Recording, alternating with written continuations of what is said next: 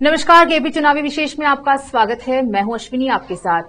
आज सुबह से ही हमारी केपी टीम आप तक चुनाव से जुड़ी हर अपडेट लेकर आई है। अब हमारे साथ जुड़ी हैं हमारी सहयोगी आयुषी। तो चलिए जानते हैं आज का चुनावी माहौल कैसे रहा। आयुषी जी, स्वागत है आपका। आज सुबह से ही आप फील्ड पे रही हैं। आपने देखा कि सुबह जब 7 बजे से वोटिंग शुरू हुई तो क्या देखा आपने कि कैसा रहा चुनावी माहौल? बहुत बहुत शुक्रिया अश्विनी। और देखिए, सबसे पहले शुरुआत करते हैं सुबह के माहौल से। कहावत भी है कि पहले मतदान फिर जलपान, यानी कि पहले मतदान कीजिए उसके बाद जलपान यानी कि नाश्ता वगैरह कीजिए। ऐसी कुछ तस्वीरें हमने देखी भी सुबह के वक्त कि किस तरीके से लोग घर का सारा काम छोड़ करके पहले वोट कास्ट करने के लिए आ रहे हैं कि पहले अपनी जिम्मेदारी निभा लेते हैं, उसके बाद बाकी काम करेंगे। तो वहीं कुछ लोग ऐसे भी थे जिनको ऐसा लगा कि दोपहर के वक्त जाएंगे तो शायद भीड़ कम मिलेगी क्योंकि उस वक्त धूप होती है। और कुछ ऐसे भी थे जो शाम होने का इंतजार कर रहे थे, क्या पता मन में उनकी उथल पुथल हो किसको वोट करना है किसको नहीं। तो वहीं अगर हम देखें तो पूरी जो व्यवस्थाएं थी, अगर उनसे हम शुरुआत करें तो सुबह से ही हमने देखा। बीदर की अगर स्पेशली मैं बात करूं तो बीदर में सब जगह शांतिपूर्ण व्यवस्थाएं हमें नजर आई। हर बूथ पर जो मतदाता है उनकी सुरक्षा का खासतौर पर लिहाज जो ध्यान रखा गया। फीमेल्स के लिए अगर हम बात करें तो कई जगह हमने ऐसे बूथ भी देखे जहां पर पिंक बूथ थे, यानी कि वहां पर जो भी मतदान करवाने वाली टीम है उसके जितने भी सदस्य हैं वो सब महिलाएं थी। ओके। तो ये पिंक बूथ का कॉन्सेप्ट ताकि महिला मतदाता भी जागरूक हो और महिलाओं के बीच में एक सुरक्षित माहौल पैदा किया जा सके कि वो वोट कास्ट करने आए। इस तरीके से ये मैसेज देने की कोशिश होती है। तो सबसे पहले अगर सभी बूथों की हम बात करें, छुटपुट घटनाओं को अगर हम छोड़ दें तो शांतिपूर्ण ढंग से मतदान संपन्न हुए हैं, सबसे अच्छी बात है। और अगर वोटिंग परसेंटेज की भी बात करें तो जो शाम 5 बजे तक का जो आंकड़ा है उसके अनुसार 65 क्रॉस कर गया था। तो यानी कि अगर शाम 6 बजे और अब तक के जो टोटल आज के दिन के तो आई थिंक सो कि 68-70 तक के आंकड़ा जाएगा। तो एक अच्छा आंकड़ा आप इसे मान सकते हैं कि अच्छी खासी संख्या में लोग मतदान करने के लिए पहुंचे। और सुबह से अगर हम बात कर रहे थे कि सुबह भी अच्छे लोग पहुंचे थे, काफी संख्या में लोग पहुंचे थे। और जैसे जैसे दिन चढ़ने लगा तो ऐसे लोगों की संख्या बढ़ी। पर जब धूप का वक्त होता है तो अक्सर कोशिश यही होती है लोगों की कि फिर शाम को मतदान किया जाए। तो कई ऐसे बूथ भी हमें नजर आए जहां पे सन्नाटा पसरा हुआ था। पर वहीं कुछ खूबसूरत तस्वीरें भी नजर आई। कुछ लोग जो अपाहिज थे वो भी मतदान करने पहुंचे, जो एक उम्र के उस पड़ाव पर थे कि कदम लड़खड़ा गए थे पर उनका अधिकार नहीं लड़खड़ाया था। उनके जो मन की सोच थी वो नहीं लड़खड़ाई थी। और यही वजह है कि वो लोग वोट कास्ट करने के लिए पहुंचे थे। और प्रशासन की भी आप देखिए जो महत्वपूर्ण जिम्मेदारी होती है कि जब आप वोट कास्ट करने पहुंचे तो एक कर्टसी के साथ कह लें या फिर ये कह लें कि एक अच्छे माहौल में आपका वोट कास्ट हो, वहां पे कोई भी अधिकारी आप पे चिड़चिड़ाए ना, तो ऐसी कोई तस्वीर नजर नहीं। जितने भी लोग वहां पर मौजूद थे बहुत ही पोलाइट थे, बहुत हम्बल थे जो मतदाता वहां पर पहुंच रहे थे। और शायद यही एक वजह थी कि जितने भी मतदाता वहां पर वोट कास्ट करने के लिए पहुंच रहे थे उनके चेहरे पर एक मुस्कुराहट भी थी कि हाँ, हम अपने मताधिकार का प्रयोग तो कर रहे हैं, साथ ही एक अच्छे माहौल में एक खुशी के साथ मताधिकार का प्रयोग कर रहे हैं। तो दर्शकों, जैसे कि आयुषी ने बताया हमें कि चुनावी माहौल बहुत ही शांतिपूर्ण संपन्न हुआ और लोग अपने मतदान का उपयोग करके बहुत खुश नजर आ रहे थे। तो आयुषी, आपने कहा कि महिलाएं ज्यादातर आई थी। अक्सर देखा जाता है कि महिलाएं कहीं ना कहीं घर के काम में या फिर कोई अन्य कारण से नहीं जा पाती हैं। तो इस बार क्या देखा आपने कि पुरुषों की तुलना में महिलाओं की प्रतिक्रिया कैसी रही?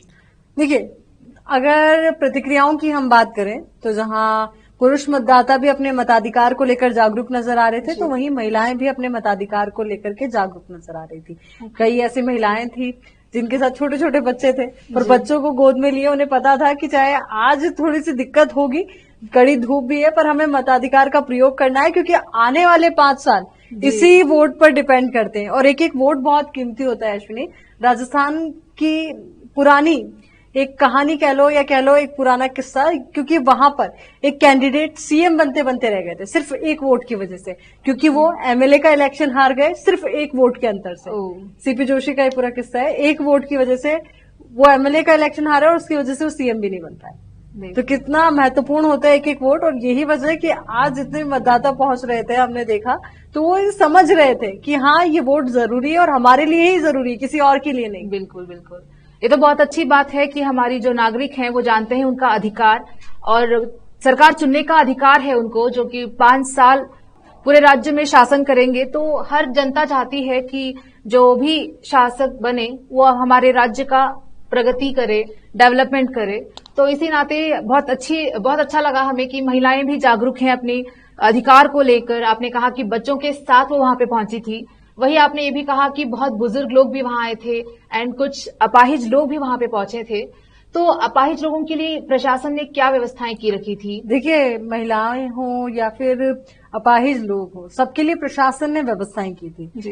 देखिए, रैंप वहां पर था, व्हील चेयर की सुविधा थी, ताकि जो लोग चलकर नहीं जा सकते, जो सीढ़ियों पर नहीं चढ़ सकते, वो व्हील चेयर का इस्तेमाल करें, रैंप से होकर के जाएं।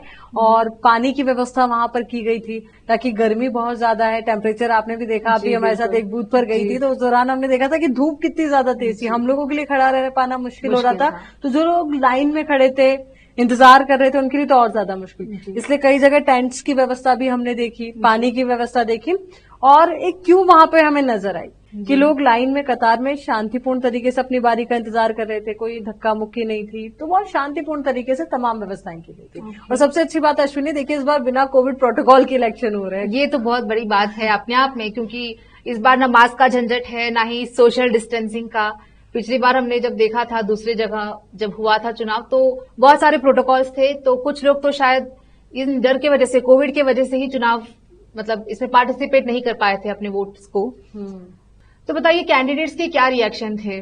देखिए अश्विनी, सभी कैंडिडेट से तो हम नहीं मिल पाए, पर जिन भी कैंडिडेट से हम मिले, उनके चेहरे पर भी एक पॉजिटिविटी थी कि देखिए, हार जीत एक अलग बात है, और राजनीति के इस खेल में शय और मात का खेल तो चलता ही रहता है।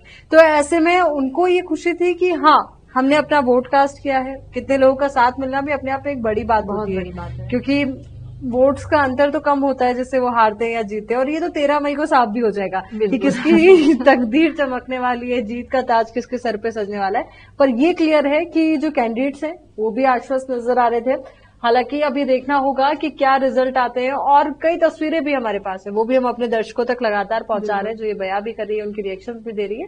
और कुछ कैंडिडेट्स ने जानकारी भी हमारे साथ साझा की कि जब वो देख रहे थे व्यवस्थाएं, कैसी व्यवस्थाएं थी, जहां पे छुटपुट घटनाएं होने लगी, कुछ कमी खामी होने लगी, तो वहां पर उन्होंने प्रशासन को भी इस बारे में सूचित किया। और अगर ओवरऑल हम कर्नाटक की बात करें तो बीजापुर में कुछ छुटपुट घटनाएं हुई है, उसको छोड़ दे तो पूरे कर्नाटक के लिए एक अच्छी बात है कि शांतिपूर्ण ढंग से पूरा मतदान हुआ है। हाँ, ये कर्नाटक के इतिहास में पहली बार है कि पूरे राज्य में एक ही दिन में वोटिंग हुई है। तो इसमें प्रशासन के जो भी इंतजाम थे वो कैसे लगे आपको? क्योंकि पब्लिक बहुत थी और इन लोगों को कंट्रोल करना भी इतना आसान नहीं, और सारी व्यवस्था अच्छे से बंदोबस्त करना भी, ये सब में आपको क्या लगा? अश्विनी, देखिए समझना होगा कि अगर हम बात करें तो व्यवस्थाएं हर जगह थी। हमने बीदर साउथ के एरिया भी देखे, बीदर नॉर्थ के एरिया भी देखे, कुछ ग्रामीण अंचल से जुड़े बूथ्स पर भी हम गए। तो ऐसा नहीं था कि ग्रामीण अंचल है, दूर दराज का पोलिंग बूथ है तो वहां पे कोई व्यवस्थाएं नहीं है, सुरक्षा के लिहाज से कोई इंतजाम नहीं है। ब्लैक कमांडोज तैनात किए गए थे हर बूथ सेंटर के बाहर, होमगार्ड तैनात थे, पुलिसकर्मी तैनात थे, और लगातार जो आला अधिकारी हैं वो भी मॉनिटरिंग कर रहे थे। उनकी गाड़ियां लगातार मॉनिटरिंग करते हुए नजर आ रही थी, तो वो भी लगातार कमांड दे रहे थे। इवन मीडिया कर्मियों को भी कहा गया था कि आप 100 मीटर के दायरे से थोड़ा सा दूर रहेंगे, ताकि जो वोट कास्ट करने आए उनको कोई दिक्कत ना हो। हालांकि हमारे लिए भी बहुत हम्बल रहे सभी अधिकारी, बहुत सहूलियत के साथ हमें जानकारी भी साझा की, और बहुत हम्बल वे में ये पूरा वोट कास्ट हुआ है। आज हमारी केपी टीम सुबह से ही ग्राउंड में रही, आप खुद वहां पे गई थी, तो आपको कोई दिक्कत का सामना करना पड़ा ये सब कवरेज करने में? बिल्कुल, जिस तरीके से अश्विनी मैंने बताया कि मतलब वहां पे कोई दिक्कत का हमें सामना नहीं करना, बस रूल्स हमने फॉलो किए। उन रूल्स और रेगुलेशन के तहत हमने पूरी जो ग्राउंड जीरो से रिपोर्ट थी, लोगों के क्या रिएक्शन थे, लोगों के मुद्दे क्या थे, क्योंकि हम देखते हैं हर बार सरकारें बदलती है पर मुद्दे वही रह जाते हैं। आम लोगों की कोई बड़ी डिमांड नहीं होती है। वही रोड, वही बेरोजगारी, वही महंगाई, और वही मुद्दे जिन पर चुनाव लड़ा भी जाता है।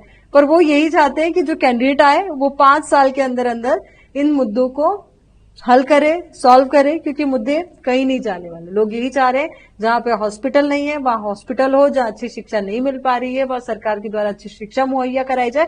और कनेक्टिविटी की अगर बात करें, क्योंकि कनेक्टिविटी बहुत जरूरी हो जाती है किसी भी एरिया के विकास के लिए। अच्छी रोड होगी, अच्छी कनेक्टिविटी होगी, तो ऐसे में रोड्स की डिमांड निश्चित तौर पर ज्यादा है। तो ये तमाम वो व्यवसाय है जिनकी मांग आम आदमी करता है। उसे कोई सोने चांदी के घर नहीं चाहिए, बस ये आम जरूरतें हैं जो पूरी हो जाए। अच्छा पानी, रोटी, पानी, बिजली, ये जी, आम आदमी का जरूरत ही रोटी, कपड़ा और मकान है।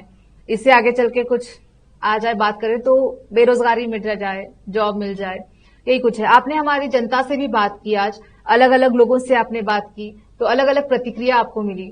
तो इसमें आपने विशेष रूप से क्या देखा आपने कि लोगों को क्या चाहिए? आपने जैसे कि अभी कहा कि एक आम इंसान की जरूरतें ज्यादा नहीं होती हैं, बहुत सीधी होती हैं, तो क्या डिफरेंस आपने देखा लोगों में?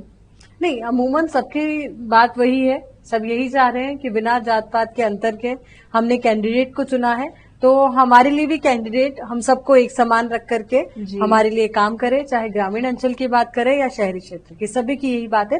और केपी टीम ने भी पूरी जगह जाकर के कवरेज की, अलग अलग जगह हमारी टीम पहुंची, जहां मैं नहीं पहुंच पाई वहां हमारे अन्य सहयोगी पहुंचे। इस तरीके से हमने कोशिश की कि हर एक बूथ की रिपोर्ट आप तक पहुंचाए, सबसे सटीक रिपोर्ट पहुंचाए, और अब बैठकर अश्विनी और मैं वो विश्लेषण भी आप तक पहुंचा रहे हैं कि आज का दिन ओवरऑल बीदर के लिए कैसा रहा। जी, आपने अभी जो कहा कि जो लोगों की प्रतिक्रिया आपने बताई, उनकी जरूरतों से हटकर आपने जो कहा कि वो नहीं चाहते जातिवाद, वो चाहते हैं एकता।